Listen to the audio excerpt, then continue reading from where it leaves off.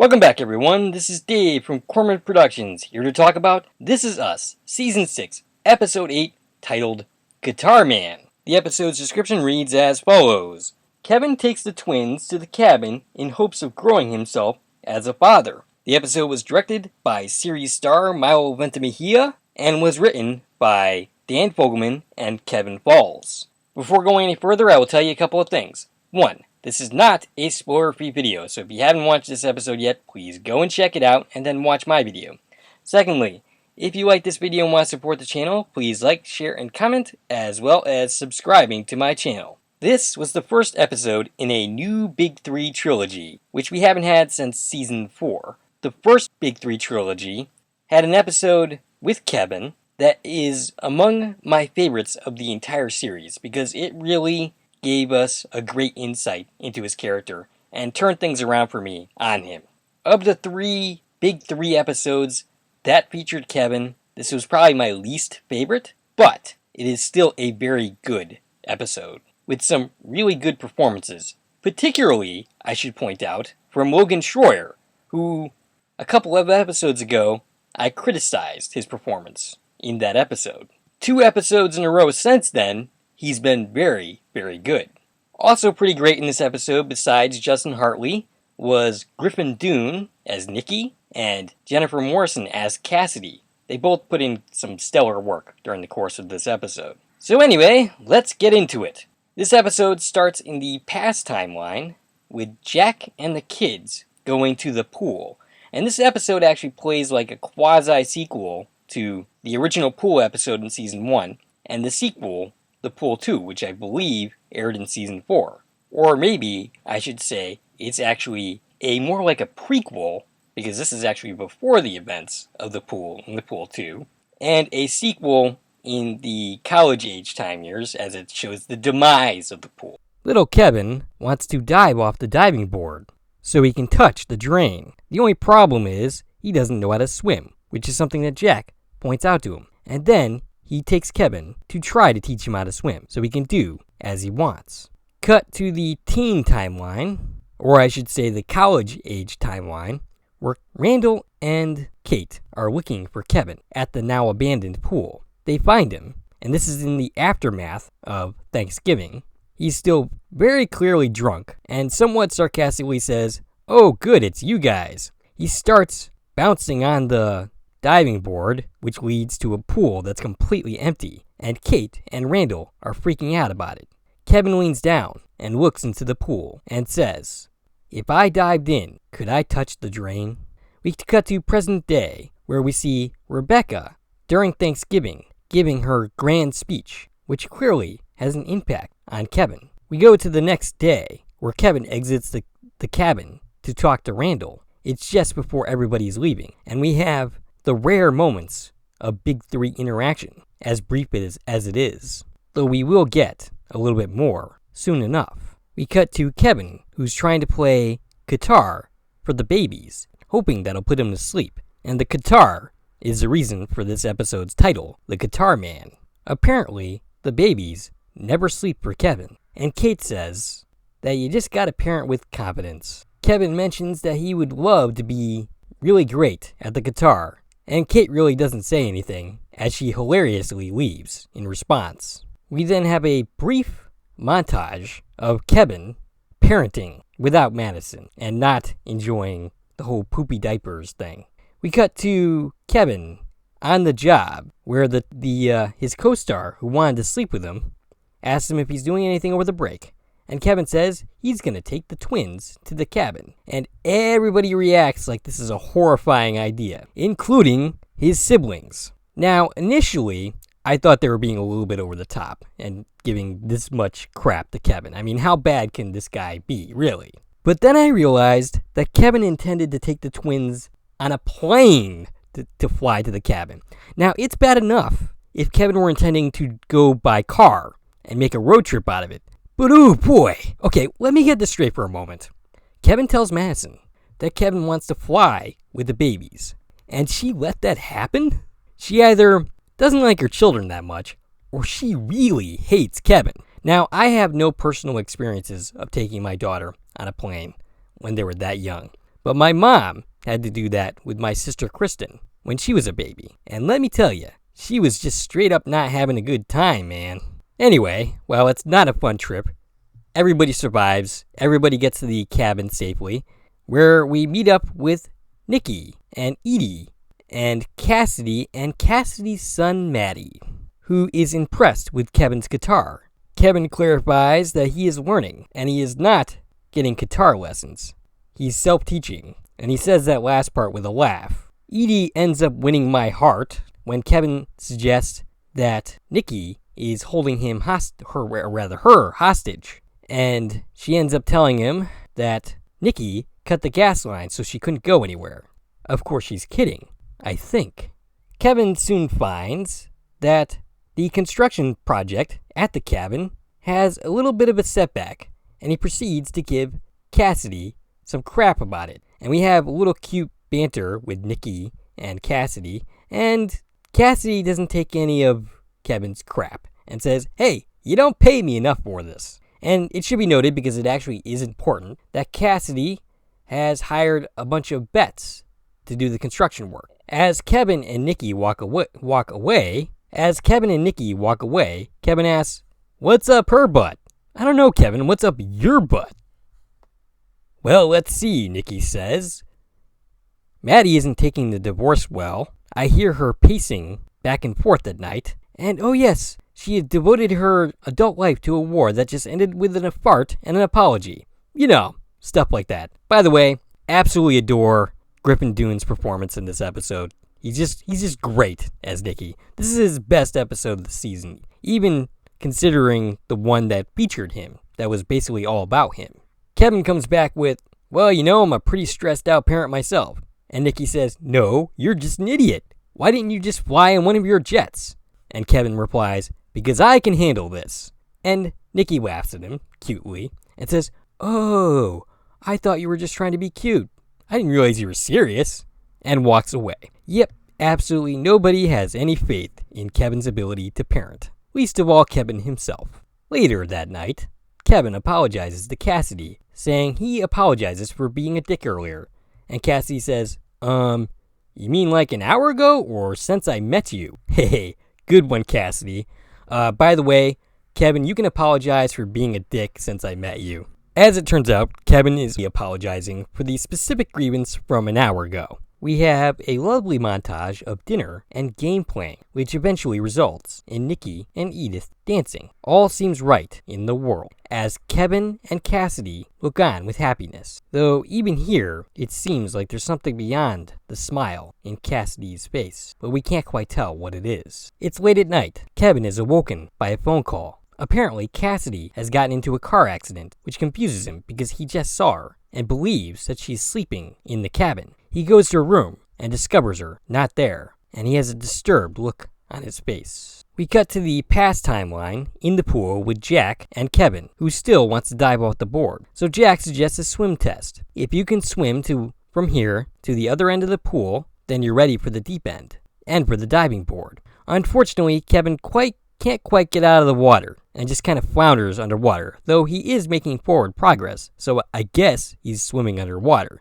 Kevin helps him out, or rather Jack helps Kevin out, and Kevin is gasping for air. Kevin tells him to leave him alone, clearly upset. We cut to the college age timeline where Kevin, Kate, and Randall are sitting at the bottom of an empty pool. Kevin says that it was his life dream to touch the drain, and he never quite managed it, and so he does so now, and he feels nothing. Kate was just worried about getting her hair stuck in the drain, and Randall says, "Hey, that's just an urban legend. Nobody gets stuck in here," before pretending like his hand is getting stuck in the drain, scaring the shit out of Kevin, or rather, Kate, and the three of them laugh together. And I gotta say, it's fun watching the three of these siblings not only getting along for a change, but also laughing together.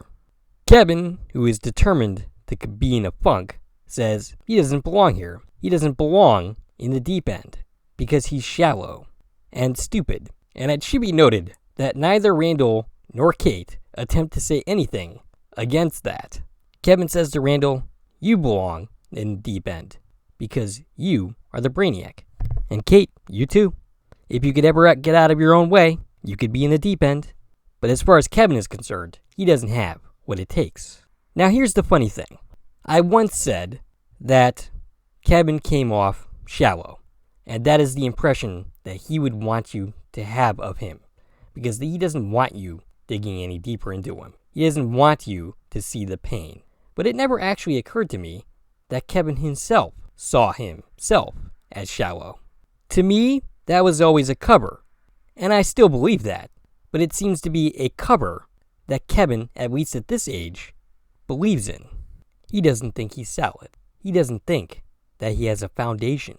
Maybe he should quit acting and stay there in Pittsburgh and pound nails like his dad, because his dad had a solid foundation, and his dad is who he aspires to be and who he thinks he falls well short of, and will continue to think of that even into his adult life. And I've already praised Logan Troyer at the top, but he is really excellent during this monologue. Kate attempts to get him to leave, but Kevin insists on sleeping in the deep end because he wants to see what it feels like, and proceeds to lay down in the most awkward, jarring-looking position that I've ever seen in my entire life. Cut to the present-day timeline, where Nikki and Kevin enter the hospital looking for Cassidy, and I will ask, not for the first time in this episode, who is watching the kids? The babies specifically. I'm not worried about Maddie. You're not telling me you left the kids with Maddie at home, are you? Oh, actually, I just thought of it. Maybe they're with Edith, because Edith is probably still at the house. But honestly, that did not occur to me at first. They end up talking to her doctor. Apparently, she was out driving and crashed into a tree. She's alive. She's in slightly less than stellar shape, but she's sleeping. They should go home and come back in the morning. Kevin and Nikki leave the hospital, and Kevin is trying to be optimistic. Hey, she's fine. Nothing to worry about. Except that Nikki knows better. And Nikki sets him straight and says, hey, look, somebody like Cassidy, who went to war, who betrayed people that trusted her, specifically the people that she tried to ally herself with to get information about the enemy, they aren't going to show you when they're not okay, when they aren't doing good. But Nikki could see it. He knew it already, but even he didn't realize the depths of how much trouble she was actually in. And you don't see it until it's too late. And I love that Nikki basically tears Kevin a new one, and Kevin just takes it. His only response is to ask if one of them should stay there the night for Cassidy. And Nikki says, you want to stay here. But Kevin says that he doesn't think he's the right one for the job. Why not? Nikki asks. She's your friend. And yeah, that's true, Nikki, but so are you. So I was a little curious about this. Clearly, Nikki is doing this intentionally. Perhaps he's trying to teach Kevin how he can be there for her. And he says, don't try to fix this. Just be there for her. Let her know that you're there. So there were quite a few people in the message boards and on Facebook that were suggesting that this really wasn't a Kevin episode, but a Cassidy episode. And I respectfully disagree. This is definitely a Kevin episode because we are seeing Kevin's reaction to what's going on with Cassidy. Kevin is learning a lesson about how best to be there for his friend whose pain he only knows the surface of. And we ultimately see how this leads Kevin into his possible future at the end of the episode. So, Kevin spends the night in the waiting room. He wakes up the next morning, thinks about getting flowers and a cheesy card, and then ends up monologuing to a person, an innocent bystander in the waiting room, who just listens to him for a long time with far more patience than I think most people would have. But what Kevin says here is actually pretty profound, and it's something that I relate to. Being an awkward person, I often think, how would a normal person, react in this situation? And then I would act like that. Essentially, I'm acting, but it's not a genuine reaction in some cases. It's just acting. It's acting like I think I'm supposed to be acting. And Kevin has felt that most of his life. He wants to be the person that does the right thing. But is he that person? Or is he just acting like it? And Kevin, being the actor his entire life, has found himself faking emotions throughout his career? How does he know what's genuine, who he really is when it comes down to it? What's truth and what's performance in how Kevin interacts? He still thinks that he's shallow when it comes down to it. There's still part of him that feels like he did as a younger college student or college age kid. I don't think he was quite in college at this point. He was trying to act. But he still feels like he doesn't belong in the deep end. Like he still doesn't have the foundation. Even though I don't really think that's true of Kevin anymore. I'm not sure that was even true of him back then. I mean, maybe some of it. But I think a lot of it was Kevin just being too damn hard on himself. But I should say that a certain amount of shallowness definitely exists within his character. When we first met him, the impression was a bad one, of a shallow, self-absorbed human being, and those characteristics were definitely there, but there were greater depths to him, even back then, that we would later explore as the series progressed. And no, I don't think Kevin should be bothering the person in the waiting room with this story, this long monologue, but it is a good insight into how Kevin views himself. A nurse comes out to tell Kevin that he can see his friend now.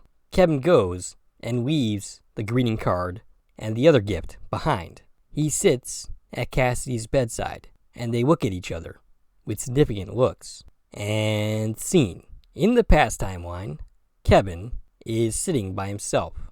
Rebecca soon joins him. She brings him a popsicle. Rebecca asks him, "So what happened?" And Kevin responds, "Dad tried to drown me." And okay, I laughed at this when I heard this originally, because I remember my daughter specifically saying that she almost drowned, even though she was nowhere close to drowning, by the way, for the record, because if she were anywhere close to drowning in that pool, I would have jumped in and stopped her from drowning, I assure you. But it amused me to no end to hear Kevin pronounce it exactly the way my daughter would a couple of years ago. And Rebecca assures him that Jack was not trying to drown him. And she basically says, without ever actually saying the word, that what Jack is trying to do is build the foundation so that Kevin could jump off the diving board into the pool, maybe even touch the drain, without drowning. We cut to the college-age kids as they are leaving the pool, and Kate says, "Hey, you know that thing you were saying about being shallow and stupid? Well, you totally are." And Kevin says with a smile, "Thank you, finally someone understands me." And then Kate, on a more serious note, says, "Yeah, you're probably going to be a screw-up for a while, but I know you, and you'll figure it out someday. Maybe not tomorrow," and Randall chimes in, "Definitely not tomorrow." And while I love Logan Schroyer's performance in these scenes, I kind of wish that this era story amounted to a tad more. But I think from the previews I noticed that we're going to see more angles from these guys' time at the pool from the different characters' perspectives. Like next week is a Kate episode, which I'm guardedly optimistic about it. The preview of the episode looked pretty good, even though I haven't been enjoying Toby and Kate's storylines this year, and really for the most part not throughout the entire series. But we are going to see more of the teens' time at this pool, probably in both Kate's and Randall's stories. We cut to the present-day timeline. Kevin and Cassidy are sitting together. Kevin ends up saying, "I'm not going to press you about what happened. I'm just going to be here for you, and you're going to know that I'm here for you." And they sit in silence. And there's barely any music in this scene. And by the way, beautifully done. There's a lot of beautifully done scenes in this episode. And eventually, as Kevin listens, Cassidy reveals her story. She reveals her pain. She reveals the depth of just not how okay she is. Kevin listens with empathy. The empathy that he has always had. And there's tears in his eyes as he listens to Cassidy talk. And eventually he feels a hand on his shoulder. And it's Nikki. Nikki physically comforts her as she cries. Beautifully done scene. Just beautiful. We cut to a scene of Kevin talking to Cassidy's ex-husband and explaining the situation. Her husband is coming to pick up Maddie, and they're both going to go to the hospital. Kevin goes upstairs to talk to Maddie and explain the situation. He ends up showing Maddie how to paint, which is something that Kevin used to do before each performance, something that he stopped doing, but he does so with Maddie. And this to me shows perfectly why Kevin is going to be an absolutely great father in my mind. This is a man who, while he doesn't quite have as much confidence in himself as he should, I'm not one to talk there, he is definitely grown up. He is definitely on his way to being the person that he actually wants to be. At the hospital, Cassidy insists that she's going to be fine, that she's been through worse. And Nikki says, no, you haven't been. I've spoken to a counselor, a person that I once spoke to, and you're going to talk to them. And we go through a beautiful montage. And eventually, Cassidy comes home to the cabin. And Kevin reveals his plan for Big 3 homes and hiring vets to build these homes. It seems that even after all these years, Kevin is finally finding what he was supposed to be doing, finding a way to carry on his father's legacy. And we end the episode on a plane, having a much better time with his kids, having gained some confidence as a father and perhaps as a man. And that, ladies and gentlemen, is the episode. Like I said, great episode. Not my favorite of the Big 3 trilogy episodes, but definitely still pretty great, with a ton of great performances. And that is all I have for you for this video. If you like this video and want to support the channel, please, there are a number of ways to do so. You can follow me on Twitter at Core Productions. You can join my 2 Corman Productions Facebook pages. One, the This Is Us discussion page, and just the Corman Productions page. You can buy something on the Corman Productions store on Zazzle. You can buy me a coffee, which is a new way to support content creators such as myself. And of course, you can like, share, and comment on this video, as well as subscribing to my channel. This is Dave from Corman Productions, signing off.